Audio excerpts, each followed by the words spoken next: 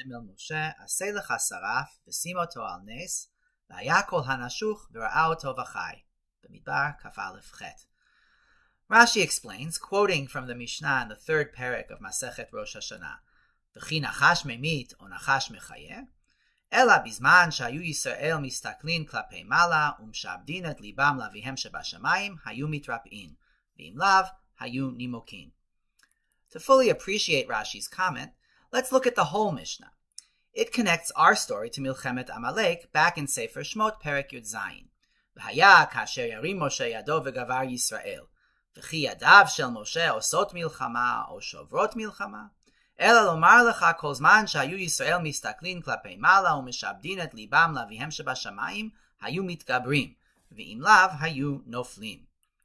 According to the Mishnah, Moshe's hands and Nechash HaNechoshet are ways of getting Am Yisrael l'shabed libam lavihem shebashamayim, to dedicate their hearts to God.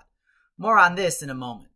Let's note how there are two sides to this miracle. The positive one, hayu mitgabrin, and hayu mitrap'in, and the negative one, v'im lav hayu noflin, and v'im lav hayu nimokin.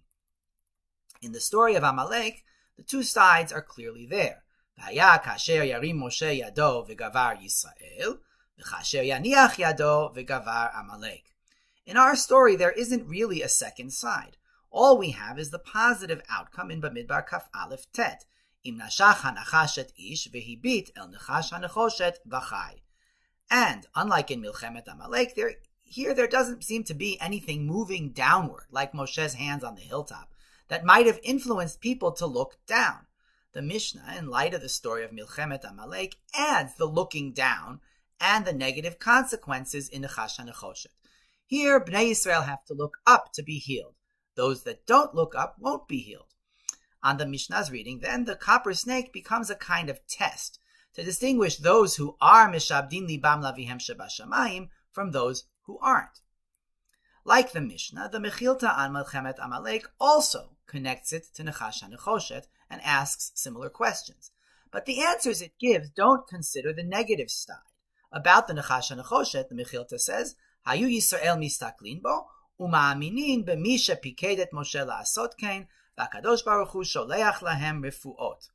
And about Moshe's hands it says, Kol zman shaya Moshe magbi'a et yadav klapei mala, hayu Yisrael mistaklin bo, uma'aminin b'mi shepikedet Moshe la'asot kein, v'akadosh baruch hu oseh lahem nisim u'gvurot.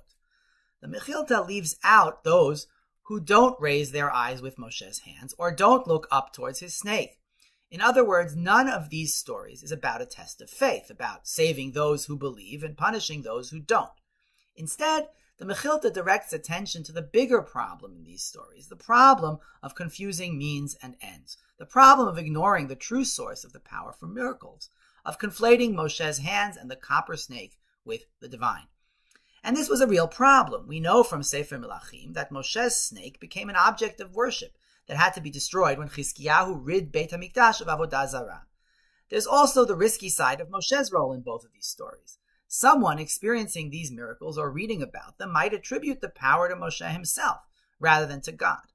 The Mekhilta warns us against reading these stories as demonstrations of Moshe's own talents. Behind Moshe is Mi Shepikedet Moshe. Not even Moshe, much less any other human, can do what God can do. To underscore this point, the Mekhilta adds a third example that the Mishnah doesn't have, from Pesach Mitzrayim. Kayotze bo v'haya hadam lachem le'ot al habatim asher atem sham, v'ra'iti et hadam ufasachti alechem, v'lo yevachem negef lemashchit, v'hakoti be'eretz Mitzrayim. V'chi ma hadam maneh lamalach, o ma maneh liYisrael. Ela kol zman shayu Yisrael osin kein, v'notnin min hadam al pitcheihem, hakadosh baruch hu chas aleihem, shene'emar ufasach Hashem al hapetach. Adding this example from Pesach to the mix is significant because it has nothing to do with Moshe's magic, as it were. The problem here is, again, mistaking the blood of the Korban Pesach on the doorposts for some miraculous protective agent independent of God's power. The Mekhilta reminds us that the blood, too, is just an ot, a sign for something greater, that is, for protection by God. We don't experience miracles on the level of Nechash Nechoshet, Milchemet Amalek, or Pesach Mitzrayim. None of us is privileged to have lived under a leader on par with Moshe. Still, we face similar risks to those the Midrashim see in Nechash HaNechoshet. We too might get taken in by a leader's charisma, or mistakenly ascribe miraculous powers to human or natural phenomena.